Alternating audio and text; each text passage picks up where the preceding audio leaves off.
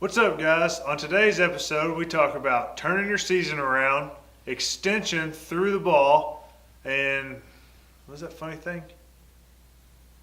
We didn't talk about anything funny today. It's pretty lame.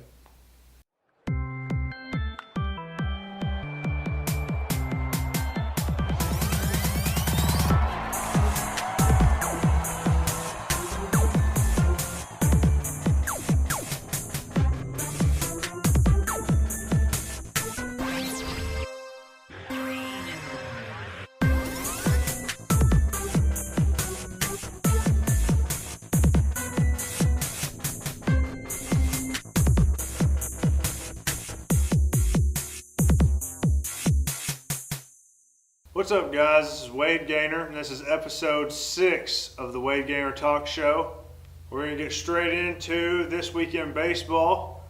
We're well underway in the season. 4 weeks into it. What is it, Josh? About 3 or 4 weeks? Yeah, I don't know, man. 3 weeks and 1 day. I know you keep up with this. 3 weeks and 1 day. All right, we're extra specific here. The Gaynor Talks show. 3 weeks and 1 day into the season. Maybe your team's struggling. Maybe you're struggling in a slump, haven't found your groove, lost a lot of games. It's easy to get down, all right? This is a game of failure. No one notices if you make the play. They only notice if you don't make the play, okay? If you get out 7 out of 10 times, you're hitting 300, you're a great baseball player, all right? This game's built around failure, but I know from personal experience, individually and as a team, it can get pretty draining whenever you're losing a lot of games. You're not having a lot of success at the plate. But it's not how you start, guys, all right? It's how you finish. So we're at about the midway point. High school season's towards the end. We're moving into the playoffs where everybody has a clean slate. It's a great time to rally the team. We need leaders to step up that aren't scared of what people are going to say, what people are going to think. And they're just ready to take care of business. So you have to rally your team and be ready to go, all right? Like I said, not how you start, it's how you finish. Nobody's going to remember if you were struggling if you just go on a tear and tear it up, all right? Slumps are part of the game.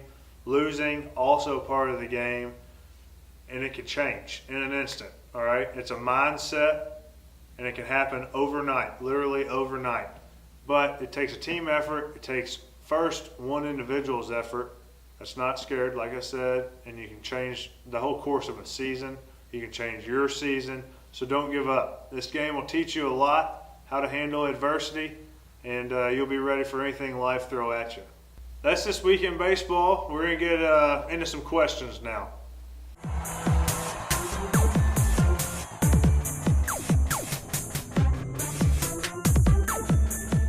Great question. I played, first of all, big shout out to Pine Tar, the best bat boy you could ever have, anywhere, guaranteed, hardworking guy.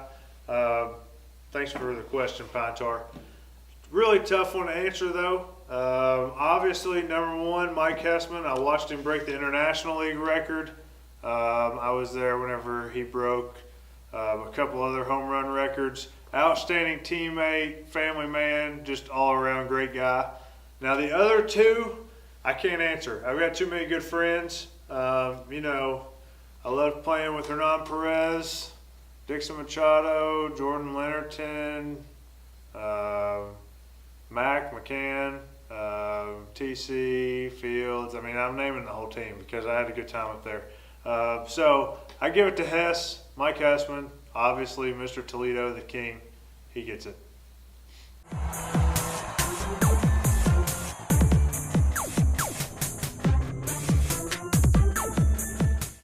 Tate, another great question. Appreciate it. This is a great question. Everybody wants to know this. How do you pick up spin better, earlier? And really, I wish I had some magic formula for you. Truth be told, if I picked up spin on good pitcher sliders, I'd still be playing right now. That was kind of my Achilles heel, was a good right-handed slider.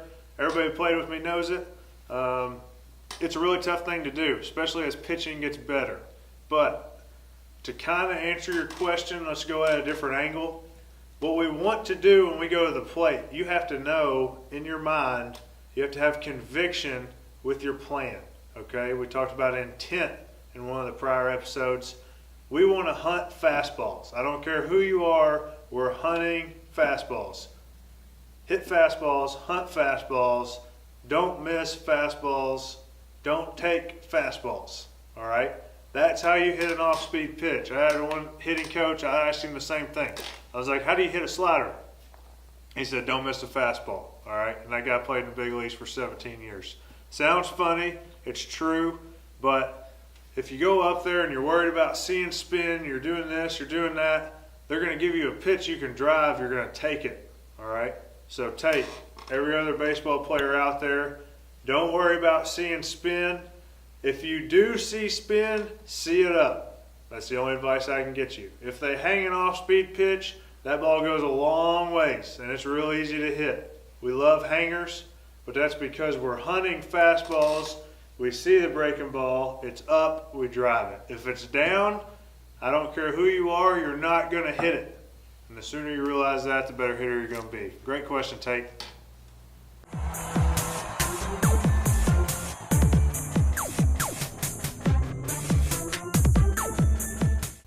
Man, this is a great question.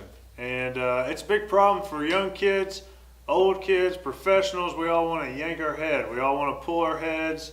I remember my Little League coaches asking me while I was looking in the lights.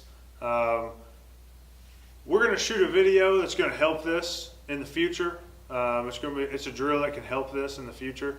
But for now, the essence of what we want to happen is the head to stay on the ball and not watch where the ball's going. So when we pull our head, we're taking our head off the baseball. So what I like to do is when you're hitting off a tee, when you're front tossing, or even BP, they hit the ball and they keep their head down in front of the plate. I'd put another baseball. And as they're swinging, they keep their head down where that baseball is, just in front of the plate. Okay? And that keeps kids from doing this, because you can't look this way if your head's way over here. And this is a major problem for young players. We're going to do a drill video in the future, specifically based on your question. Really appreciate it. But in the meantime, all the kids are coaching. Put a baseball just in front of the plate, have them swing, and they cannot watch where they hit the baseball. And I always tell these kids, I'm like, you know if you hit the ball well, all right? We all know after we take a swing and we feel the contact, where that ball's going and if we hit it well. So you don't need to watch it. So we're keeping our head down as we swing, and that'll help fix that problem.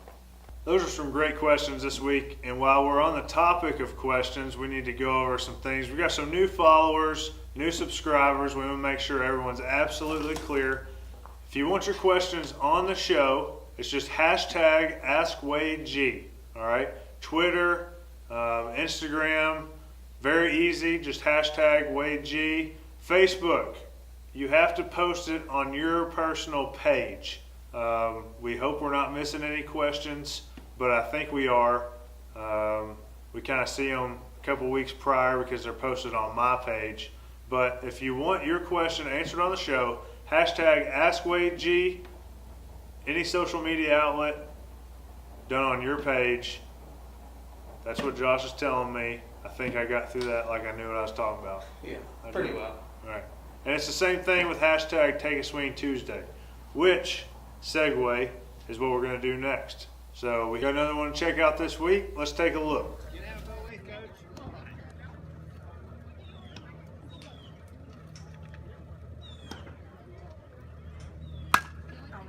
All right. Great kid from a great family. These people took me in my second year in the Florida State League, treated me like one of their own. I was basically homeless, which is kind of part of the minor league lifestyle. But awesome family. I've gotten to work with this kid before. It's been a couple years. He's gotten a lot bigger. I didn't even recognize him actually. But let's start talking about some swings. So the first thing, and we've kind of hit on this, it's kind of been a common theme for young players, is we're not getting ready early enough, okay? So if you look at this guy's stance, I love the rhythm. He has outstanding rhythm. He's kind of got a little toe tap there. His hands are in a great position. He's got good separation. There's not much of a stride, but his hands still work back in a power position. But if you notice, this ball gets in on him a little bit. You can tell it's kind of a pitch on the inner half, and it gets in on him. The best thing we can do as hitters, if you watch this swing, he's got his rhythm, he strides, he has separation, and then it's like, oh, there's the ball, it's on me, okay?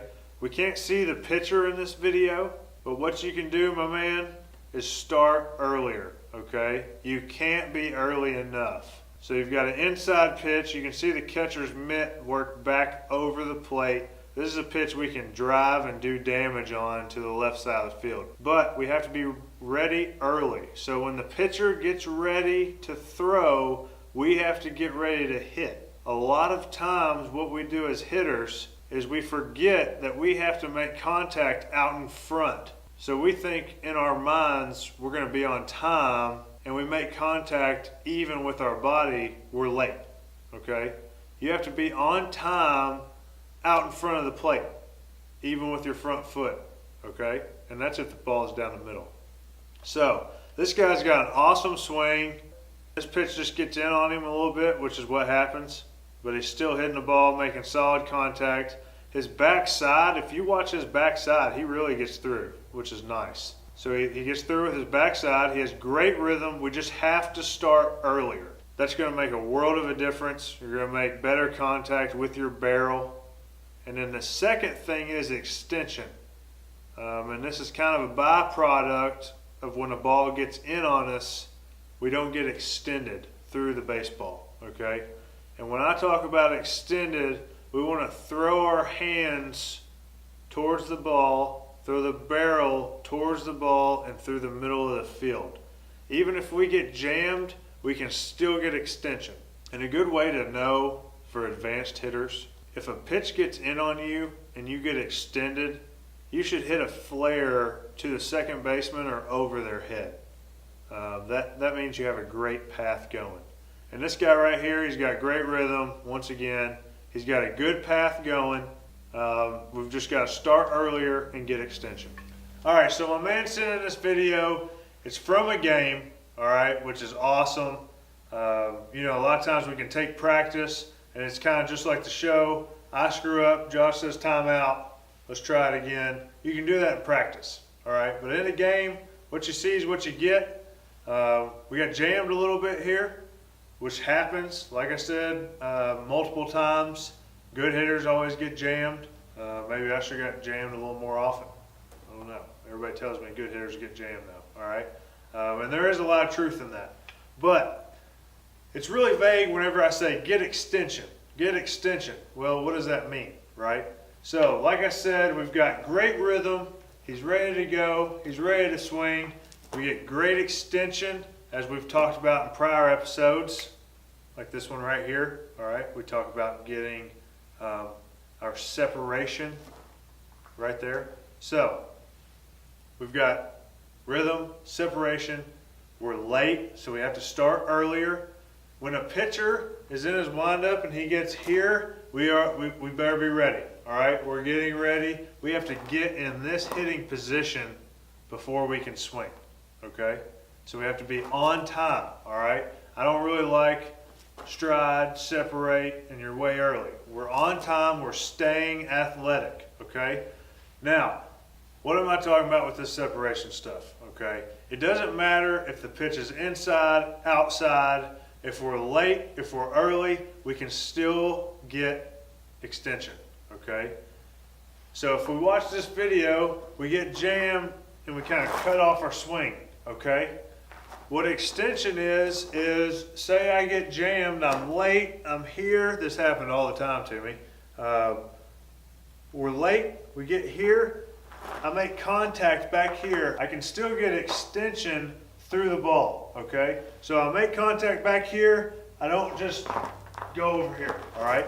We get extension, we throw our hands, and what this does is it keeps your barrel in the zone longer, okay? It gives you more of a chance for the ball to land where no one's playing. All right. I love keeping it simple. Hit it where they ain't. Okay. We're not always going to drive a ball in the gap, but you can still get a knock even if you make contact right here. But it's not going to be this way.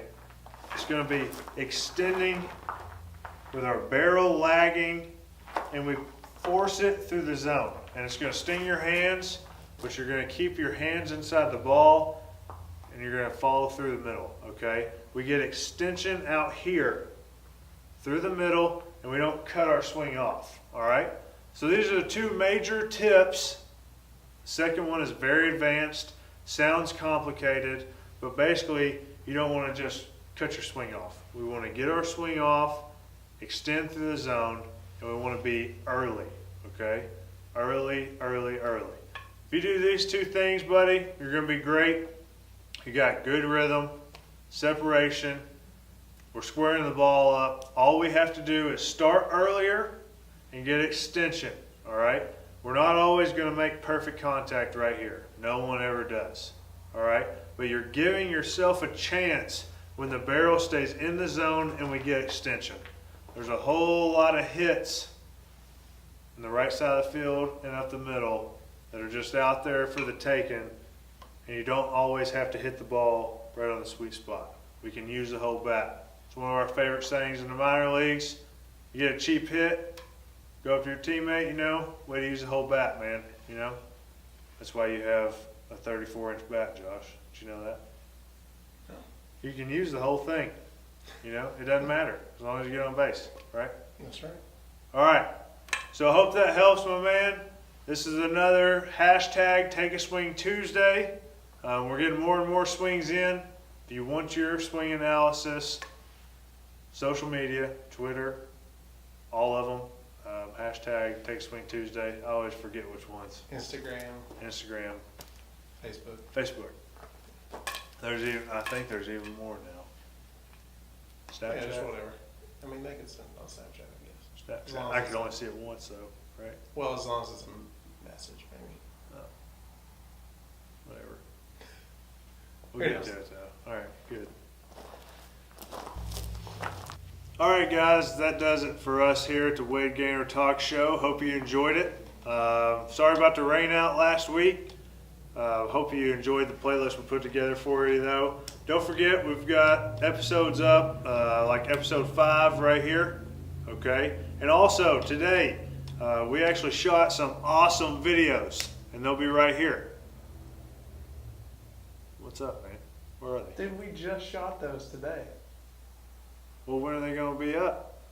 I don't know. Okay, yeah, they're up now. Right here. Check them out, all right? Really cool videos.